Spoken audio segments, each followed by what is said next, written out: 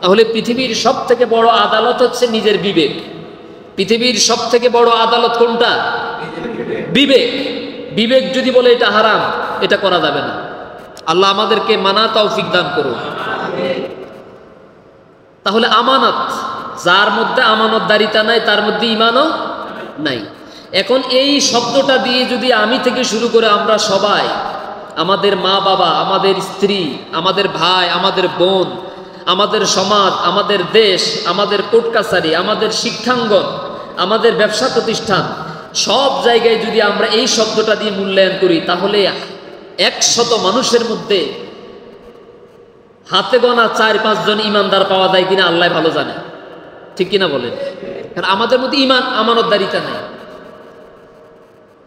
এই জন্য আজকে আমরা এই আমানতের উপরে কিছু কথা বলার চেষ্টা করব। আল্লাহ আমাদেরকে বলার, শোনার, আমল করা তৌফিক দান করুন। সকলে বলি আমি। আমার বন্ধুগণ, বিশ্বনন্দিত কোরআনে কারীম, এই কোরআনুল কারীমের 4 নম্বর সূরা সূরাতুন নিসার 58 নম্বর আয়াতে কারিমার ভিতরে আল্লাহ রাব্বুল আলামিন বলছেন, ইন্নাল্লাহা ইয়া'মুরুকুম আন তু'আদ্দুল আমানাতি ইলা আহলিহা। ইন্নাল্লাহা ইয়া'মুরুকুম আন তু'আদ্দুল আমানাতি ইলা আহলিহা وَإِذَا حَكَمْتُمْ بَيْنَ النَّاسِ أَن تَحْكُمُوا بِالْعَدْلِ إِنَّ اللَّهَ نِعِمَّا يَعِظُكُمْ بِهِ। আল্লাহ রাব্বুল আলামিন বলছেন, হে মুসলিমগণ, হে ঈমানদারেরা, হে বিশ্বাসীরা, নিশ্চয়ই আল্লাহ তোমাদেরকে আদেশ করেছেন, আল্লাহ তোমাদেরকে নির্দেশ দিয়েছেন যে তোমরা আমানত সমূহ তার হকদারদেরকে আদায় করে দাও। যারা তোমাদের কাছে যতটুকুন পাওনা, যারা তোমাদের কাছে যতটুকুন ন্যায্য অধিকার পাওনা আছে, তাদের হক, তাদের আমানত, তাদেরকে যথাযথভাবে বুঝাইয়া দাও। যেরকম সুবহানাল্লাহ। তাহলে আমানত বুঝাই দেওয়া এটা কি নফল নাকি ফরজ? আমানত যার হক তাকে বুঝাই দেওয়া এটা কি নফল নাকি ফরজ? একটু কান খুলে শোনার চেষ্টা করুন। আমার দেশে এমন অসংখ্য মানুষ আছে যারা নামাজের সামনের কাতারে বসে, একেবারে ঘুমটা টেনে দিয়ে বসে, প্রায় সময় হাতের মধ্যে তাসবিহও থাকে, ঠিক কিনা বলেন? গালবরা দাড়িও আছে, টাকনু পর্যন্ত জামাও আছে, মসজিদেরও সামনের কাতারে থাকে। আবার যত মানুষের হক মারা, বোনকে ঠকানো, ভাইকে ঠকানো, প্রতিবেশীকে ঠকানো, মেয়েকে ঠকানো, ছেলেকে ঠকানো, ওইটারও সামনের কাতারে সেই ব্যক্তিকে পাওয়া যায়। এরকম আছে না নাই? সামনের কাতারেও থাকে মসজিদে নামাজের। আবার মানুষের উপরে এই যে জুলুম, ছেলেদেরকে সব কিছু দিয়ে দেয়, মেয়েকে দেয় না, আছে না নাই? মনে রাখবেন, একজন বাবার যদি 10 জায়গায় 10 ডিসিম জায়গা থাকে, 10 জায়গায় 10 ডিসিম, খালের কিনারে হোক, বিলের মাঝখানে হোক, নোয়াখালী সুপার মার্কেটের মাঝখানে হোক, অথবা আপনাদের এই বাজারের আশেপাশে যেখানে হোক না কেন, যেখানে যেখানে আপনার ছেলে যতটুকুন পাবে, আপনার মেয়ে তার অর্ধেক পাবে। এটা আল্লাহর হক, ঠিক কিনা বলেন? এটা আপনার মেয়ের হক, এটা আমানত। এটা কি বলেন? আমানত। এখন আপনি ছেলেকে দিলেন সুপার মার্কেটের সামনেরটা, মেয়েকে দিলেন একেবারে মেঘনা নদীর কিনারেরটা, খালের কিনারেরটা, মেয়েকে দিলেন একেবারে বিলের মাঝখানেরটা। তাহলে আপনি কি আমানত রক্ষা করেছেন নাকি খেয়ানত করেছেন? জোরে বলেন।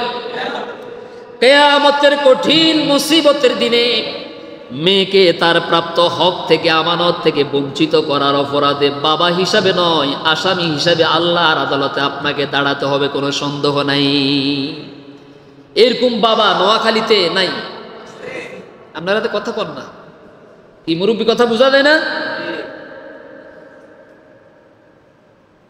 এরকম দুই একজন বাবা কি সদর নোয়াখালীতে সুবর্ণচরে নাই? যদি থাকেন, আমার আওয়াজ যদি আপনার কানে যায়, মরার আগে আপনি সোজা হয়ে যান। মরার পরে তো আপনি সোজা না হইলেও আপনাকে সোজা করা হবে, ঠিক কিনা বলেন? আজও পর্যন্ত জীবনে কখনো দেখছেন কোনো একটা কবর বাঁকা থাকতে? কথা বল, কোনো কবর কি বাঁকা দেখছেন আপনারা? কবর কি সোজা হয় নাকি বাঁকা হয়? তার মানে মরার পরে নিঃশ্বাস চলে গেলে আপনি সোজা না হইলেও আপনাকে সোজা করা হবে, ঠিক কিনা বলেন? তো এই সোজা আর সেই সোজা কিন্তু এক না, ঠিক কিনা বলেন? এই সোজা মানে হচ্ছে মরার আগে, নিঃশ্বাস শেষ হওয়ার আগে আল্লাহ এবং আল্লাহ রাসূলকে পরিপূর্ণভাবে মেনে চলাই হচ্ছে সোজা হওয়া। এরকম কোনো বাবা যদি থাকেন, সোজা হয়ে যাবেন ইনশাআল্লাহ। আল্লাহ যেন কবুল করেন, বলি আমি। এটা আমানত। আমার ভাইয়েরা, আল্লাহ রাব্বুল আলামিন বলছেন, ইয়া আইয়ুহাল্লাযীনা আমানু লা তাখুনুল্লাহা ওয়ার রাসূলা ওয়া তাখুনু আমানাতিকুম ওয়া আনতুম তা'লামুন। হে মুমিনগণ, তোমরা আল্লাহর আমানত এবং রাসূলের আমানত, আল্লাহ এবং তার রাসূলের সাথে বিশ্বাসঘাতকতা করো না, খেয়ানত করো না, আমানত যথাযথভাবে আদায় করো। আল্লাহর যে আমানত তোমাদের মাঝে আছে, আল্লাহর আমানত তোমরা খেয়ানত করো না। সুবহানাল্লাহ বলেন। ওর রাসূল, রাসূলের আমানতকে খেয়ানত করো না।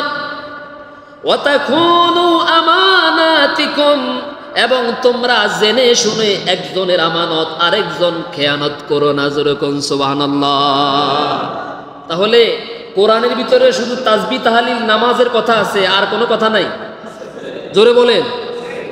আপনার ব্যক্তি জীবনটা কিভাবে সাজাবেন, আবার বলছি, আপনার ব্যক্তি জীবনটাকে কিভাবে সাজাবেন, আপনার পরিবারকে কিভাবে সাজাবেন, আপনার সমাজকে কিভাবে সাজাবেন, আপনার দেশটাকে কিভাবে সাজাবেন, সব কথা আল্লাহ তাআলা কোরআনুল কারীমের ভিতরে চমৎকার করে বলে দিয়েছেন, কিছু বাদ দেন নাই। আল্লাহু আকবার।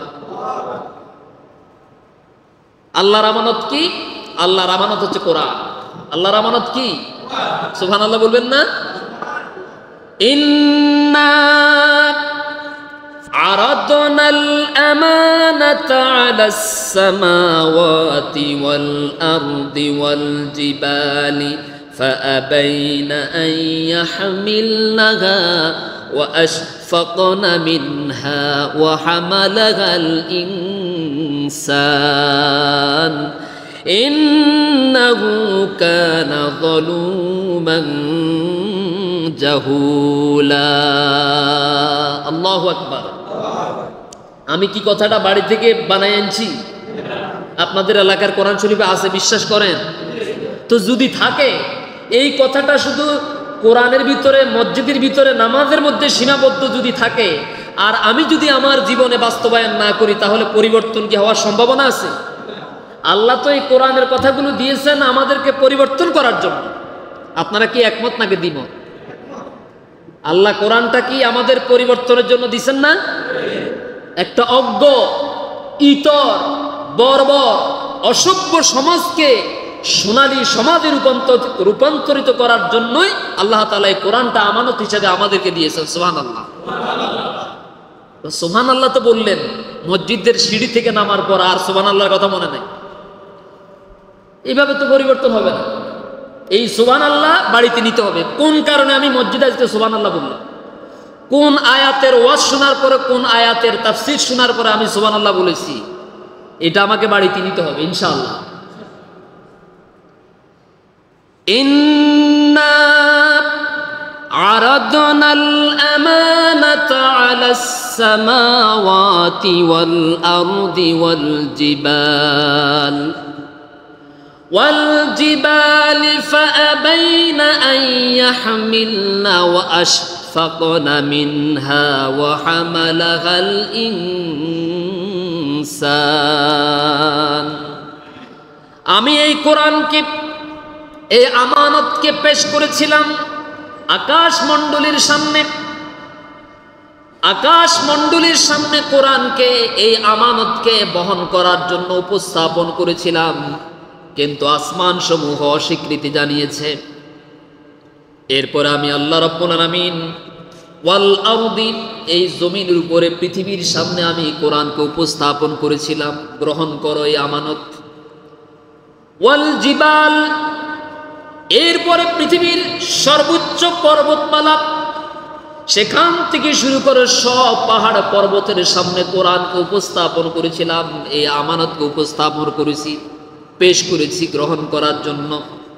কিন্তু তারা এই আমানতকে গ্রহণ করতে অস্বীকৃতি জানিয়েছে। فأبين أن يحملنها وأشفقن منها وحملها الإنسان।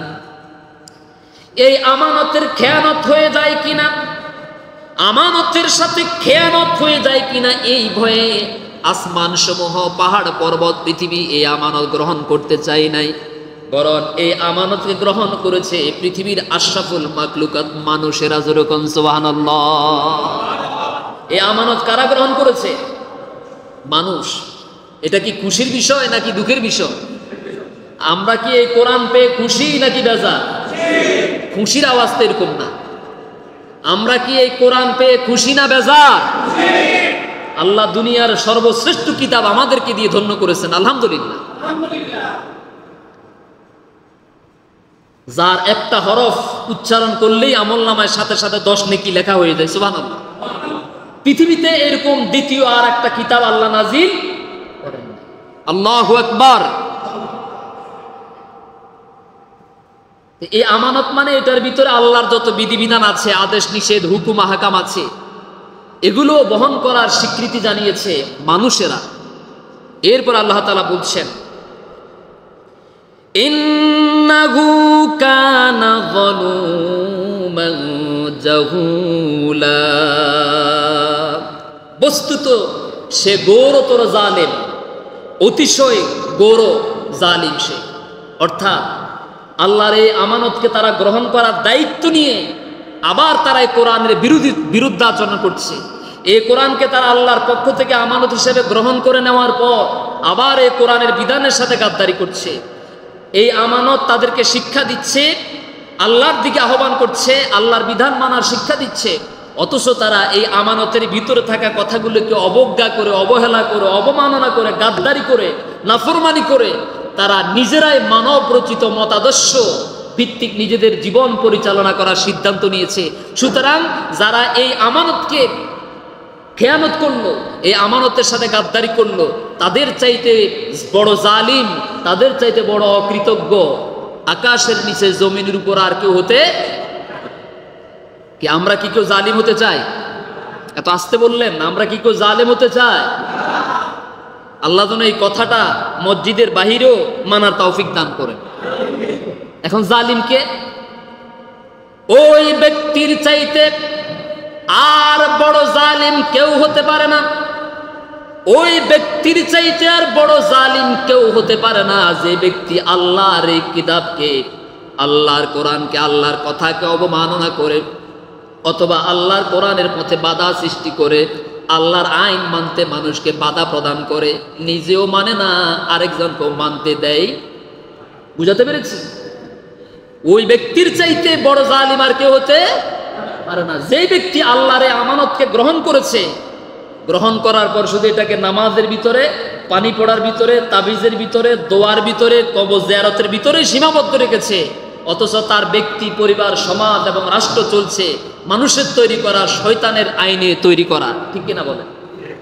আপনি দেখেন, শুধুমাত্র আল্লাহর কোরআনের একটা শব্দ, একটা আয়াত দিয়ে আমি থেকে শুরু করে আমরা সবাই যদি নিজেদেরকে যাচাই করি, দেখবেন যে সমাজের 100 মুসলমানের মধ্যে 98 জনের হয়তো ঈমান নাই। দুর্বল, কারো দুর্বল, কারো টোটালি নাই। আমার বন্ধুগণ, নবী করিম সাল্লাল্লাহু আলাইহি ওয়াসাল্লাম বলেছেন, আদ্দিল আমানাতি ইলা আতুমিনা, আদ্দিল আমানাতি ইলা আতুমিনাক যে ব্যক্তি তোমার কাছে আমানত রেখেছে, অর্পণ করেছে, তুমি তার আমানত, তার মাঝে তুমি তার আমানত তাকে দিয়ে দাও। ওয়ালা তাকুন মান খানাক, কেউ যদি তোমার আমানতকে খেয়ানত করে, তুমিও জেনে বুঝে তার আমানত খেয়ানত করো না। আপনার আমানত একজন খেয়ানত করেছে, নষ্ট করেছে, তাই বলে আপনিও তার আমানতের খেয়ানত করবেন? আপনার কাছে তার যদি আমানত জমা থাকে, তাহলে আপনি তার আমানতটা তাকে বুঝিয়ে দেন। আপনি জানেন সে আপনার আমানত নষ্ট করেছে, আবার তার আমানতও আপনার কাছে আছে। নবীজি বলেছেন তুমি তার আমানত তাকে দিয়ে দাও, যদিও সে তোমার আমানত নষ্ট করেছে। সুবহানাল্লাহ বলেন। ইসলাম আমাদেরকে কি শিক্ষা দিচ্ছে? আজকে আমাদের সমাজে ধার করজের একটা সিস্টেম আছে। ছেলে রাত 3টার সময় বিপদে পড়েছে, হসপিটালে নেওয়া লাগবে, টাকার দরকার। রাত 3টার সময় হঠাৎ আপনার দরজা ফিরানো শুরু করছে। দরজা খুলে দেখলেন যে আপনার পার্শ্ববর্তী প্রতিবেশী দাঁড়িয়ে আছে, গা কাঁপতেছে, আপনাকে বলতেছেন ভাই আমার ছেলেকে ইমার্জেন্সি হসপিটালে নেওয়া লাগবে। তো কি হয়েছে? ওই যে আমার তো 10,000 টাকা লাগবে। কবে দিবা? এই 1 সপ্তাহের ভিতরে, 7 দিনের ভিতরে আপনার টাকা আমি আপনাকে পরিশোধ করে দেব। কোন রকম কান্নাকাটি করে যখন 10,000 টাকা আপনার থেকে নিল, 1 সপ্তাহের কথা 7 দিনের কথা বলে 7 মাস চলে গেছে, 7 বছর চলে গেছে, এরপরেও আপনি আপনার টাকা আদায় করতে পারেন নাই। এরকম রুগী বোধহয় ধর্মপুরে একজনও নাই। আরো আসতে বলেন। কয় দিনের কথা বলে নিছে? 7 দিনের। কত দিনের? তো 7 দিন তো সাধারণ বিষয়, 7 মাস চলে গেছে, এটাও স্বাভাবিক। 7 বছরও চলে গেছে। আমি বছর 1.5 আগে 2 জনে 10,000 টাকা করে নিছি। আপনি এটা কাটিয়ে দিবেন, এটা কিন্তু আবার দেখলে বলবে যে হুজুর তো আমারে বলছে। এইটা সমস্যা। মানে যার ভিতরে যে দোষ আছে, যখন আমরা ওয়াজ করি কই হুজুরের বোধহয় মসজিদ কমিটি কই দিছে, নাহলে হুজুরে কেমনে জানে আমি এই কাজ করছি। সমস্যা আছে। তো 1.5 বছর আগে 10,000 টাকা নিছে, পায়ের মধ্যে এই পর্যন্ত প্লাস্টার লাগানো, রড লাগানো। এখন ফোন দিতে দিতে ঘুমাইতে পারি না, খাইতে পারি না, কি যে যন্ত্রণার মধ্যে পড়লাম। 10,000 টাকা দিলাম মাত্র 1 মাসের জন্য। আজকে 1.5 বছর চলে গেছে, 2 বছর চলে গেছে, 2 বছরের উপর চলে গেছে, এখনো পর্যন্ত আমার টাকা। আমি যখন তার কাছে ফোন করি, সে এত বেশি আমাকে ব্যস্ততা দেখায়, মানে বুঝাইতে চাইছে মনে হচ্ছে না আমি তার কাছে জাকাতের টাকা লেগেছি। বুঝাইতে পারি না। আমি তার কাছে আমার পাওনা টাকার জন্য ফোন করতেছি, কিন্তু সে আমার ফোন দেখলে বিরক্ত লাগে। আমি যখন সরাসরি তার কাছে আমার পাওনা টাকার জন্য যাই, সে আমাকে দেখলে পাশ কেটে চলে যায় এবং এমন নেতা নেতা ভাব দেখায়, পয়সাওয়ালা জমিদারি ভাব দেখায়, মনে হচ্ছে যেন হুজুর তার কাছে জাকাতের টাকার জন্য গেছে। কি বিষয়টা কি এরকম না? সে আপনার কাছ থেকে টাকা ধার নেওয়ার জন্য একদিন এসেছে, আর আপনি আপনার এই পাওনা টাকা আদায় করার জন্য আপনার জুতার তলা ক্ষয় করে ফেলেছেন, টাকা আদায় হয় না। এরকম ঘটনা কি ঘটনা? শেষ পর্যন্ত গত মাসে আমি তারা ফোন করে বললাম, ভাই আমি তো বড় ধরনের একটা অপারেশন হয়েছি, খুব বেশি টাকার দরকার, বিপদে পড়ছি, টাকাগুলো কি দেওয়া যায় না? যতবার ফোন করি কয় হুজুর বিকাশ নাম্বার দেন। কি কয়? বিকাশ নাম্বার দেন, বিকেলবেলা পাঠাই দেন। বিকাশ নাম্বার দেন, সকালবেলা পাঠাই দেন। বিকাশ নাম্বার দেন, এশারের পরে পাঠাই দেন। শেষ পর্যন্ত ফোন করে তারা বললাম, ভাই আমি আল্লাহর হস্তে আপনার এই 10,000 টাকা মাফ করে দিছি, কারণ আমি আপনার কাছে 10,000 টাকা পাওনা আছি। এটা যতবার আমার মেমোরিতে আসে ততবার আমার কাছে আফসোস লাগে, খারাপ লাগে যে আপনার মতো লোক এই কাজ করতে পারেন। সুতরাং আমি আল্লাহর হস্তে আপনারা মাফ করে দিছি যান। এইভাবে এই যে আমানত, আপনি আমার কাছ থেকে বা আমি আপনার কাছ থেকে যে টাকা ধার নিয়েছি, করজ নিয়েছি, এখন এই টাকা আমি চাওয়ার আগে বা আপনি চাওয়ার আগে তাড়াতাড়ি আপনার বাড়িতে পৌঁছাইয়া দেওয়া, এটা হচ্ছে আমানতের হেফাজত। ঠিক কিনা বলেন? এরকম কয়জন ইমানদার পাবেন সমাজে? কয়জন মুসলমান পাবেন? আছে? আপনার পাওনা টাকার জন্য আপনি আমার দেশে, আমার সমাজে পাওনা টাকা চাইতে গিয়ে মাইর খাইছে, এরকম ঘটনাও আছে নাকি নাই? আল্লাহ আমাদেরকে আমানতের গুরুত্ব বুঝার তৌফিক দান করুন। আমানতের যেন খেয়ানত না হয়। লা ঈমানা লিমান লা আমানাতা লাহু, আমি বলি নাই। বিশ্ব নবী রাহমাতুল লিল আলামিন সাইয়্যিদুনা মুহাম্মাদুর রাসূলুল্লাহ সাল্লাল্লাহু আলাইহি ওয়াসাল্লাম বলেছেন, লা ঈমানা লিমান লা আমানাতা লাহু। যে ব্যক্তির আমানতদারিতা নাই, যে ব্যক্তি আমানতের হেফাজত করতে পারে না, সেই ব্যক্তির মধ্যে ঈমানও নাই। জোরে কোন নাউযুবিল্লাহ। তার মধ্যে ঈমানদারি, তার মধ্যে ঈমানে নাই। যদি ঈমান থাকতো, আপনি এই যে যারা ব্যবসা বাণিজ্য করেন, মাঝে মাঝে দেখি কিছু কিছু ব্যবসায়ীরা দেউলিয়া হয়ে যান, হয় না? ব্যবসায়ীরা মাঝে মাঝে কি হয়ে যান? দেউলিয়া হয়ে যান। দোকানে 1 কোটি টাকা দিয়ে স্ত্রীর গয়নাগাটি বিক্রি করে, বাবার সম্পত্তি বিক্রি করে, লোন নিয়ে দোকানদারি শুরু করেছেন। কিন্তু যেই ধর্মপুরের শতকরা 99 জন বা আরো বেশি, এখানে তো আমাদের হিন্দু কখনো দেখি নাই, যেখানে শতকরা প্রায় সবাই মুসলমান, সেই সমাজের, সেই এলাকার বাজারের ব্যবসায়ী দেউলিয়া হয়ে যাওয়াটা, এটা সব থেকে বড় অবাক হওয়ার বিষয়। কারণ মুসলমান তার দোকানে খাইতে খাইতে বাকি করতে করতে একজনে 20,000, 30,000, 50,000, 70,000 টাকা 1 বছর বাকি করার পরে, খাওয়ার পরে এই দোকানের সামনে দিয়ে আর হাঁটে না, আরেক গলি দিয়ে হাঁটে, আরেক গলি দিয়ে। আমি বোধহয় 2 লাইন বাড়ায় বলতেছি, আছে না নাই? নতুন গলি দিয়ে হাঁটে, নতুন দোকানদারের সাথে প্রথম কয়দিন নগদ নগদ নগদ নগদ জিনিসপত্র কিনে, আবার এরপরে যখন পুরাতন হয়ে যায়, আবার 20-25,000 টাকা হয়ে গেলে এবার বাজারে পাল্টাই এলা একেবারে, ঠিক কিনা বলেন? ওই যে বাজার তো খাইছি, এবার তেরিজ ফুল খাই। তো তেরিজ ফুল খাওয়ার পরে কয়, আর তো আশেপাশে কোনো বাজার নাই, চলো এবার উত্তর অব্দা খাই।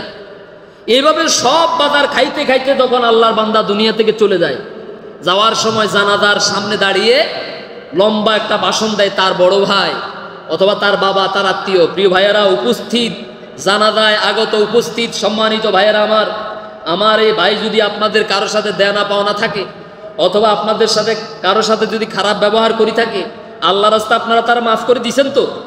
এভাবে বলেন না আপনারা? কথা বলেন কি না? তো এখন ওই লোকে চিন্তা করে, সে তো এখন জোর করে ওয়াদা করাইতেছে, আপনারা তারা মাফ করে দিছেন কিনা? এই যে দিছেন কিনা, এই কথাটা কি জোর করে বলাচ্ছে না? কথা কন না। এখন যেই লোকের ঘুষি মারছে, যেই লোকের উপরে জুলুম করছে, যেই লোকের কষ্ট দিছে, যেই লোকের ঠকাইছে, যার টাকা মারি খাইছে, যার টাকা দেনা আছে, সে ডাইনে বামে তাকায়, সামনে পিছনে তাকায়, চিন্তা করতেছে, বাবুরে ও তো আমার কাছ থেকে জোর করে স্বীকৃতি আদায় করতেছে, স্বীকৃতি যদি আমি না দেই তাহলে তো আমার পিঠে চামড়া থাকবে না। সুতরাং যেই কোনো ভাবে হোক, তখন সেও হাত আস্তে আস্তে উঠাই কয় যে মাফ করে দিস, হাত নামায় আর কয় মাফ এখানে করলেও কিন্তু পরকালে মাফ করি নাই। এ কথা বলেন। জানাজার মাঠে মাফ করলেও, জোর করি মাফ আদায় করে নিলেও আল্লাহর আদালতে কিন্তু মাফ করার কোনো সুযোগ।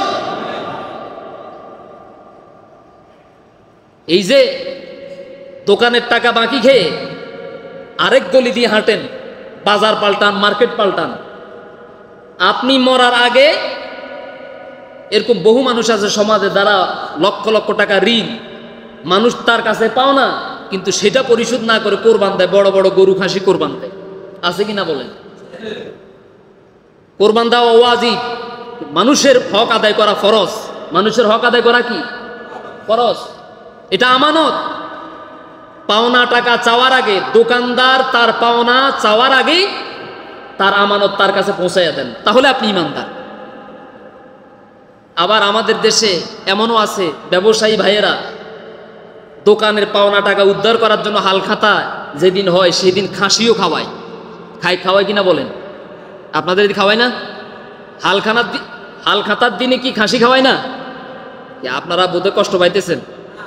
আমরা কিন্তু, আমি সহকারে আমরা সবাই মোটামুটি কম বেশি রুগী, আমরা সবাই কিন্তু আসামি। আমি আপনাদের কথা বলতেছি না, আমিও আসামি হয়তো, তবে এই কাজ কখনো করি না। আমার কাছে শরম লাগে। মুদি দোকানে আমার থেকে পাওনা টাকা দোকানদার পাবে, তার পাওনা আদায় করার জন্য এই টাকা হুজুর থেকে উদ্ধার করার জন্য আবার হুজুরের খাসি খাওয়াইতে হইব। এটা তো হারাম খানা। সে হালখাতা কেন করবে? হালখাতা করে টাকা চাইবে কেন? খাসি খাওয়াইতে হবে কেন? সে খাওয়ানোর আগে, হালখাতার আগেই তো তার টাকা তার বাড়িতে, তার দোকানে দিয়ে আসা আমার জন্য ওয়াজিব ছিল, ঠিক কিনা বলেন? আমি খাই না। আমানত অত্যন্ত গুরুত্বপূর্ণ বিষয়।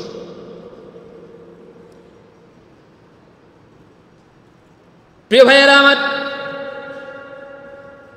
নবী করিম সাল্লাল্লাহু আলাইহি ওয়াসাল্লামের জমানায় খায়বারের যুদ্ধ হলো। হযরত আলী রাদিয়াল্লাহু তাআলা আনহুর নেতৃত্বে খায়বার দখল হলো। মুসলমানেরা বিজয় করলেন।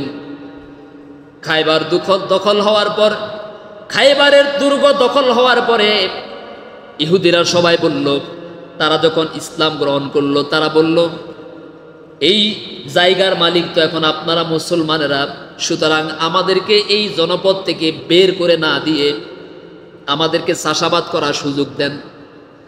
আমরা এই জমিগুলো চাষাবাদ করার পরে তার অর্ধেক আপনাদেরকে দিয়া দেব, বাকি অর্ধেক আমরা নেব। সেই কথার ভিত্তিতে নবীজি সাল্লাল্লাহু আলাইহি সাল্লাম রাজি হয়ে গেলেন। ফসল যখন উৎপাদন হলো, নবীজি সাল্লাল্লাহু আলাইহি সাল্লামের সাহাবী হযরতে আব্দুল্লাহ বিন রাওয়াহা রাদিয়াল্লাহু তাআলা আনহুকে পাঠালেন মালগুলো, ফসলগুলো আদায় করে নিয়ে আসার জন্য।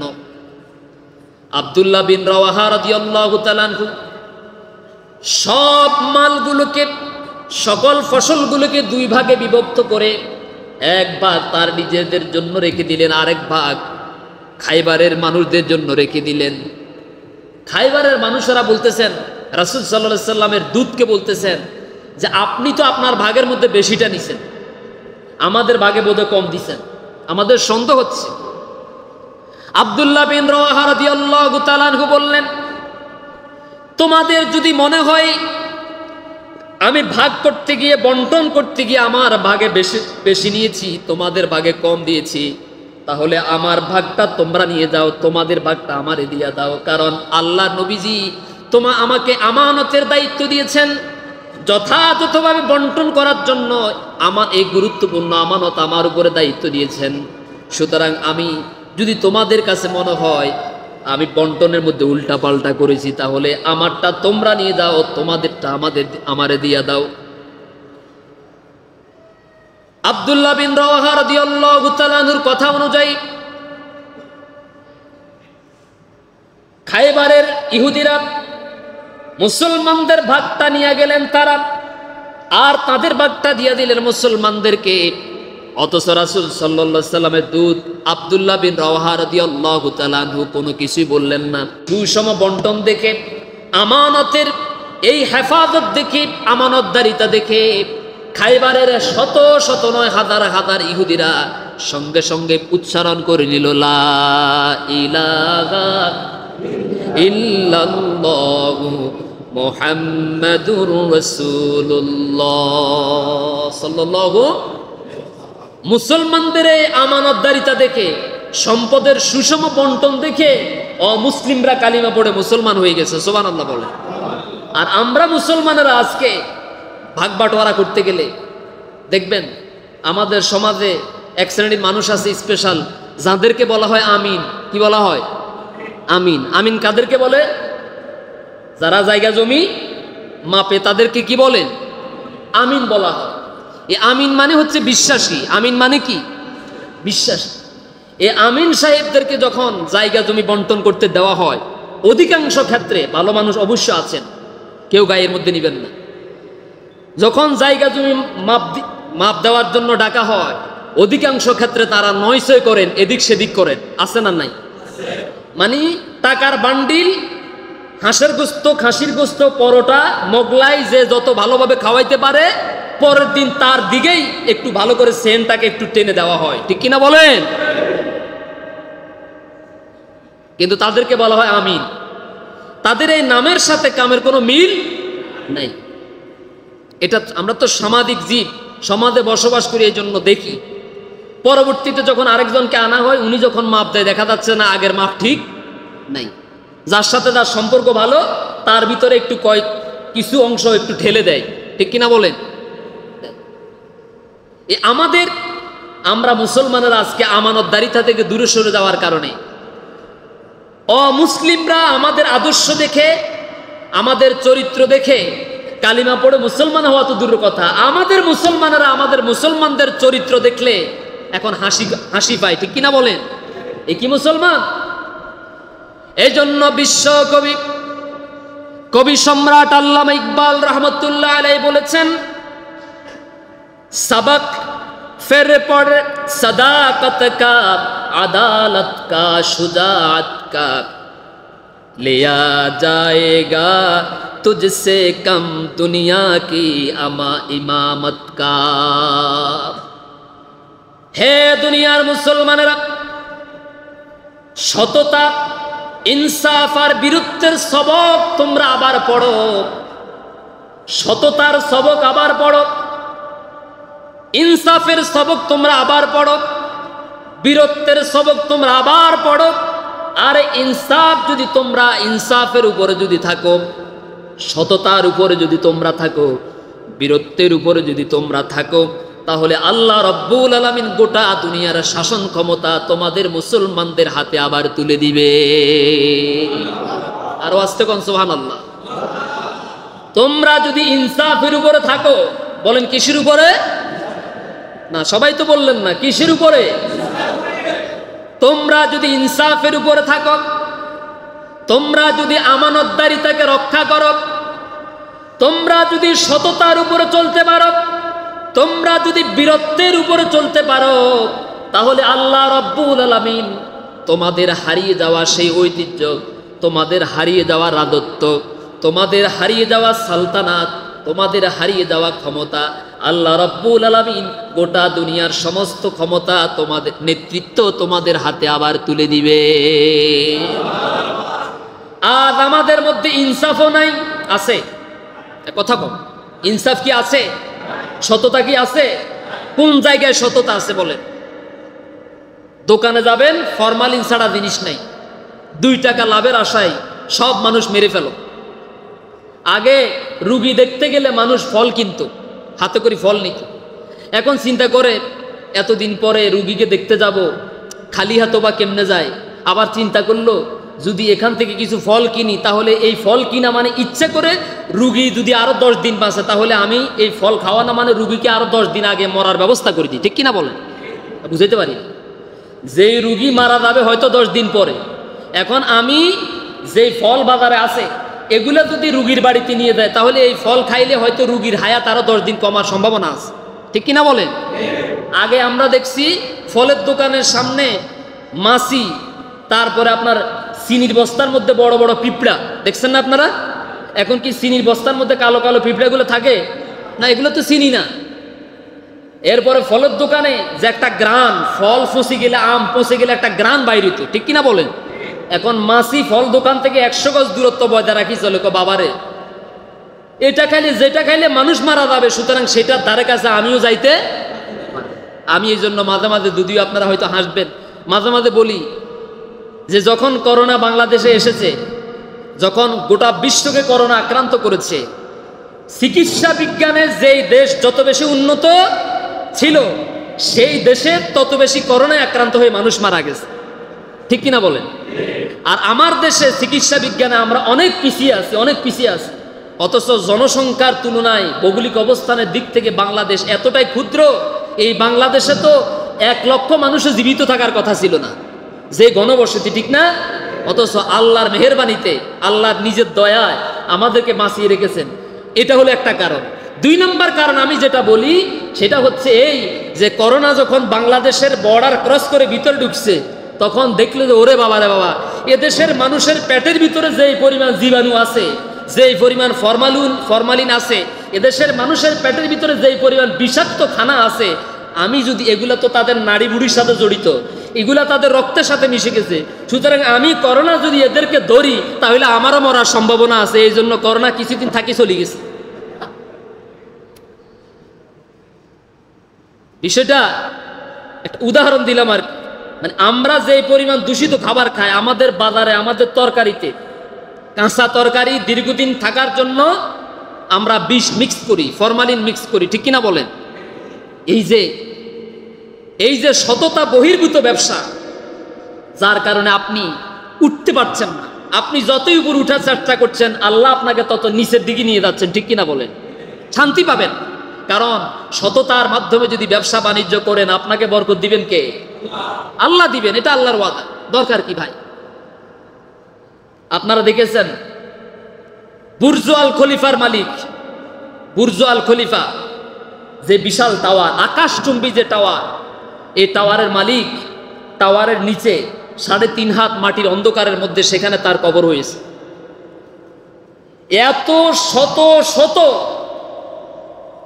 এত শততলা বিল্ডিং এর মালিক বুর্জ আল খলিফা, পৃথিবীর সর্বোচ্চ টাওয়ারগুলোর মধ্যে একটা টাওয়ার। এই টাওয়ারের মালিক কত হাজার কোটি টাকার মালিক নিজেও জানে না। সেই টাওয়ারের মালিক যখন মারা গেছে, টাওয়ারের উপরে তারে ফ্রিজের ভিতরে রাখছে নাকি মাটির মধ্যে দাফন করছে? যাওয়ার সময় টাওয়ারের 2-4টা ইট খুলি তার কবরে দেওয়া হয়েছে। কেমন? যেহেতু বড় শিল্পপতি, সেহেতু তার কবরের ভিতরে কয়েক বান্ডিল টাকা দেওয়া হয়েছে। তার মানে বোঝা যাচ্ছে যে ছোট ব্যবসায়ী হন, বড় ব্যবসায়ী হন, ছোট রাজনীতিবিদ হন, বড় রাজনীতিবিদ হন, ছোট খতিব হন, বড় খতিব হন, ছোট শিক্ষিত হন, বড় শিক্ষিত হন, যাই হন না কেন, যখনই আমার আপনার নিঃশ্বাস চলে যাবে, আমাকে আপনাকে শুধুমাত্র 3টা কাপড় দিয়েই আমাকে আপনাকে অন্ধকার কবরের মধ্যে কখনো কখনো কাদামাটি, কখনো কখনো হাঁটু পরিমাণ পানির মধ্যেও তো লাশ রাখা হয় কবরে, হয় না? হয় কিনা বলেন? তাহলে আমি আপনি সারাটা জীবন যে মানুষদেরকে ঠকাইছি, নিজের 2 টাকা লাভের জন্য, 2 দিন এই মালকে টিকিয়ে রাখার জন্য, সতেজ রাখার জন্য যে বিষ মিক্স করলাম, ফরমালিন মিক্স করলাম, ধর্মপুর সহ সদরের মানুষগুলোকে মারার জন্য যে বিষ মিক্স করলাম, এটা তো বিষ না। এই বিষ কিয়ামতের দিন আল্লাহর আদালতে আমাকে জাহান্নামের আগুনে জ্বালার জন্য একটা উপাদান। ঠিক কিনা বলেন? কি দরকার? আল্লাহ আমাদেরকে বুঝার তৌফিক দান করুন। ইনসাফ নাই, মায়ের কাছে ইনসাফ নাই। মা 3 ছেলেকে বিয়ে করিয়েছেন, 3 ছেলে 3টা বউ, 3 বউয়ের সাথে সমানভাবে ইনসাফ করেন না।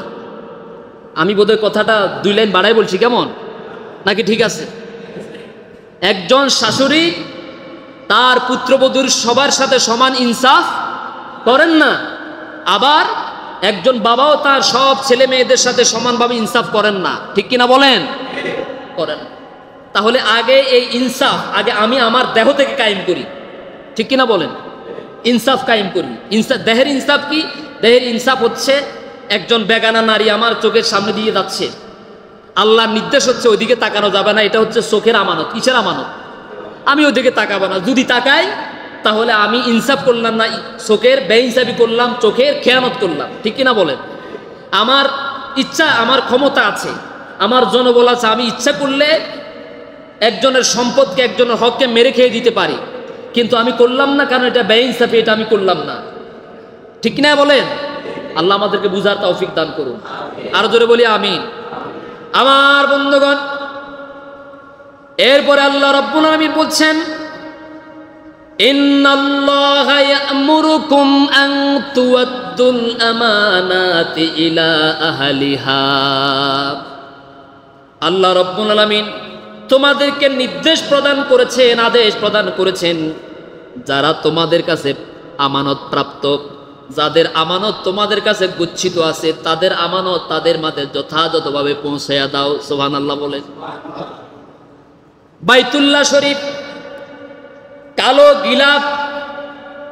কালো গিলাপ জড়ানো এই বাইতুল্লাহ মক্কা বিজয়ের আগ মুহূর্ত পর্যন্ত নবী করিম সাল্লাল্লাহু আলাইহি সাল্লামের সাহাবী হযরত উসমান ইবনে মাজউন রাদিয়াল্লাহু তাআলা আনহুর হাতের মধ্যে ছিল। এই কাবা ঘরের চাবির দরজা ছিল তার হাতে। যখন নবীজি সাহাবায়ে কেরামদেরকে নিয়ে মক্কা বিজয় করলেন, কাবা ঘরের চাবি উসমান রাদিয়াল্লাহু তাআলা আনহু চিন্তা করলেন, আজ যেহেতু মুসলমানরা বিজয় লাভ করেছে, তার মানে আল্লাহ নবী কাবা ঘরের চাবি আমার কাছ থেকে জোর করে জবরদস্তি করে নিয়ে যাবেন। এই ভয়ে কাবা ঘরের ছাদের উপরে উঠে গেছে। কোথায় উঠছে?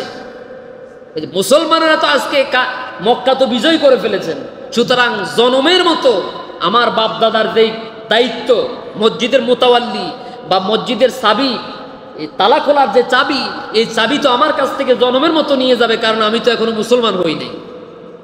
কিন্তু সে জানে না মুসলমানরা কখনো কারো সম্পদ জোর জবরদস্তি করে অন্যায়ভাবে কেউ কারো সম্পদ দখল করে কি? আপনারা কথায় বোঝা যায়? মুসলমান কখনো কারো সম্পদ জোর জবরদস্তি করে দখল করে। আওয়াজ কিন্তু কমে গেছে। আওয়াজ কমে গেছে? আমরা কি সবাই মুসলমান না? এটা তো বীরত্বের সাথে বলবেন, একটু আগেই তো বললাম আমি যে মুসলমান, এটা গর্বের সাথে বলবেন। আমরা কি? আমরা কি? সুতরাং কোন মুসলমান, কোন ইমানদার, আল্লাহর কোন বান্দা, তার কোন আত্মীয় স্বজন, তার কোন প্রতিবেশী, তার সমাজের, তার দেশের কোন মানুষের সম্পদ, কোন হক অন্যায়ভাবে জবরদস্তি করে, ক্ষমতা খাটাইয়া, পিঠ মারধর করে, জুলুমের মাধ্যমে, ক্ষমতা প্রদর্শনের মাধ্যমে কারো সামান্য পরিমাণ সম্পদ সে দখল করতে পারে না। ঠিক কিনা বলে? এটার সাথে ইসলামের কোনো সম্পর্ক নাই। আল্লাহ নবীজি সাল্লাল্লাহু আলাইহি সাল্লাম লক্ষ্য করলেন কাবা ঘরের দরজার মধ্যে তালা লাগানো, কিন্তু চাবি কার কাছে? খবর নিয়ে দেখলেন এই চাবিটা ওসমানের কাছে। ওসমান কোথায় গেল? কাবা ঘরের ছাদের উপরে উঠে গেছে। নবীজি সাল্লাল্লাহু আলাইহি সাল্লাম বলছেন, ওসমান চাবিটা দিয়ে দাও, আমি কাবা ঘরের ভিতরে প্রবেশ করব। এই আমানতের কথা বলতে গিয়ে, ইনসাফের কথা বলতে গিয়ে, সত্যের কথা বলতে গিয়ে, কোরআনের কথা বলতে গিয়ে আমার এই মাতৃভূমি, এই কাবা চত্বর, আল্লাহর ঘরকে আমাকে ছাড়া লেগেছে, মক্কা আমাকে ছাড়তে হয়েছে। 8-10 বছর পর্যন্ত এই কাবা ঘরের বাহিরে ছিলাম, এই ঘরের ইবাদত থেকে আমি বঞ্চিত ছিলাম। সুতরাং আমার চাবিটা দিয়া দাও, জনমের মতো কাবা ঘরের ভিতরে প্রবেশ করে আমার আল্লাহরে ইচ্ছা মতো 2টা সেজদা দিয়ে দে। কিন্তু ওসমান রাদিয়াল্লাহু তাআলা বলছেন, না, আমি আপনাকে চাবি দেব না, কারণ এই চাবি দিলে হয়তো আপনি আমার চাবি দিবেন না। আলী রাদিয়াল্লাহু তাআলা বলছেন, হুজুর শুধু আপনি আমারে একটা আদেশ দেন, ওই চাবি দিবে না মানে ওর বাবা আসি দিবে, আমারে শুধু একটা মাত্র আদেশ করেন, তার কাছ থেকে কিভাবে চাবি আদায় করতে হয় আমি ভালো করে জানি। নবীজি বললেন, আলী না, জোর করে জবরদস্তি করে চাবি আদায় করার দরকার নাই। ওসমান তুমি নেমে আসো, আমি বিশ্ব নবী তোমাকে ওয়াদা দিয়ে দিলাম, এই কাবা ঘরের চাবি এতদিন পর্যন্ত যেহেতু তোমার হাতে ছিল, আজকের পর থেকে এই চাবি তোমার হাতে থাকবে। যেরকম সুবহানাল্লাহ। তাড়াতাড়ি নেমে আসলেন, নবীজি কাবা ঘরের তালা খুললেন, চাবি দিয়ে তালা খুলে সেখানে প্রবেশ করলেন। সমস্ত মূর্তিগুলোকে মসজিদ থেকে চিরতরে বের করে, পরিষ্কার পরিচ্ছন্ন করে আল্লাহর সন্তুষ্টির জন্য 2 রাকাত নামাজ আদায় করলেন। বের হয়ে আবার ওই চাবিটা ওসমান রাদিয়াল্লাহু তাআলা আনহুর হাতে তুলে দিলেন। সুবহানাল্লাহ। তিনি কিন্তু এখনো অমুসলিম, এখনো মুশরিক। বিষয়টা খেয়াল করেন, তিনি এখনো মুশরিক। যখনই নবীজি তার হাতের মধ্যে চাবি রাখলেন, ওসমান রাদিয়াল্লাহু তাআলা আনহু বললেন, আজ মুসলমানরা ইচ্ছা করলে তো আমাকে মাটির সাথে মিশাইয়া দিতে পারত, এই কাবা ঘরের চাবি তো বিশ্ব নবী আমাকে না দিলেও পারতেন, কিন্তু এত ক্ষমতা থাকার পরেও, এত জনবল সুযোগ থাকার পরেও আমার চাবিটা আমারে দিয়ে দিয়েছেন। সুতরাং ইসলামের এই সুমহান আদর্শ যার পাওনা তার কাছে দিয়ে দেওয়া। যার পাওনা বলেন, যার পাওনা, আবার বলেন, যার পাওনা, যার হক, যার সম্পত্তি তাকে দিয়ে দেয়। যেই মুসলমানেরা প্রত্যেক মুসলিম ও মুসলিমের পাওনা তার কাছে যথাযথভাবে বুঝিয়ে দেয়, সেই ইসলাম থেকে আমি আর দূরে থাকতে চাই না। আমিও কালিমা পড়ে আদে মক্কা বিজয়ের দিনে কালিমা পড়ে মুসলমান হয়ে যেতে চাই। লা ইলাহা ইল্লাল্লাহু মুহাম্মাদুর রাসূলুল্লাহ সাল্লাল্লাহু। বিষয়টা খেয়াল করেন, একজন অমুসলিম মুশরিক তার হাতে কাবা ঘরের চাবি যখন দিলেন, আর নবীজি বললেন, নবীজি তার হাতে চাবিটা দিয়ে বলে, ওসমান আমি বিশ্বনবী বলে গেলাম, তোমার হাতের মধ্যে যে চাবিটা দিলাম, তোমার পরে এই কাবা ঘরের চাবির দায়িত্ব তোমার ছেলে পাবে, তারপরে তার ছেলে, এইভাবে করে কিয়ামত পর্যন্ত বংশ পরম্পরা কোনো জালিম ছাড়া, দুনিয়ার কোনো জালিম ছাড়া তোমার হাত থেকে এই কাবা ঘরের চাবি আর কেউ নেওয়ার সাহস করবে না। সুবহানাল্লাহ। আজও পর্যন্ত বিশ্বনবীর দেওয়া সেই আমানত কাবা ঘরের চাবি উসমান রাদিয়াল্লাহু তাআলা আনহুর বংশধরদের হাতের মধ্যে আছে। সুবহানাল্লাহ। তিনি মুসলমান হয়ে গেলেন। আমার ভাইয়েরা, আমি শুধু সুবহানাল্লাহ আলহামদুলিল্লাহ জোরে জোরে চিৎকার করার জন্য আপনাদেরকে বলছি না। আমি বলতে চাই, আমার কাছে আপনার কাছে যদি কেউ টাকা পাওনা থাকে, আমার কাছে আপনার কাছে যদি কেউ দোকানের টাকা পাওনা থাকে, কোনো প্রতিবেশীর হক, যদি জায়গা জমি নিয়ে ঠেলাঠেলি থাকে, আপনি জানেন সত্যটা, আপনি জানেন সত্যটা, আপনি জানেন, কিন্তু জায়গা জমির দাম যত বাড়ে মানুষগুলো তত দিন দিন অমানুষে পরিণত হয়ে যায়, ঠিক কিনা বলেন? দাদা বিক্রি করে গেছে, বাবা বিক্রি করে গেছে, দলিল নাই, মুখে মুখে বিক্রি করে গেছে, এটা সবাই জানে। জানার পরেও এখন কয় রে বাজারের পাশে 1 ডিসিম জমি 10 লাখ টাকা, সুতরাং দলিল যেহেতু নাই তাহলে এটাই সুযোগ, সুতরাং যেই কোনো মূল্য হোক উল্টাপাল্টা কেস মামলা দিয়ে হইলেও তার কাছ থেকে এটা আদায় করো। এরকম রুগী কি সদর সুবর্ণচরে নাই? সুতরাং প্রত্যেকটা মানুষের প্রাপ্ত হক, প্রত্যেকটা মানুষের প্রাপ্ত আমানত, প্রত্যেকটা মানুষের পরিপূর্ণ প্রাপ্তি যথাযথভাবে তাকে যদি পৌঁছায় দিতে পারেন তাহলে আপনি ইমানদার। আর যদি আপনি জেনে বুঝে অন্যায় করেন, আমানতের খেয়ানত করেন, আপনি আসামি হয়ে দুনিয়া থেকে বিদায় নেবেন। আল্লাহ সুবহানাহু ওয়া তাআলা আমাদের সবাইকে আমানতদারিতা রক্ষা করা তৌফিক দান করুন, সকলে বলি আমিন। আল্লাহ আমাদেরকে পরিপূর্ণ ইমানদার হওয়ার তৌফিক দান করুন। সুবহানাকা আল্লাহুম্মা বিহামদিকা আশহাদু আল্লা ইলাহা ইল্লা আনতা আস্তাগফিরুকা ওয়া আতুবু ইলাইক।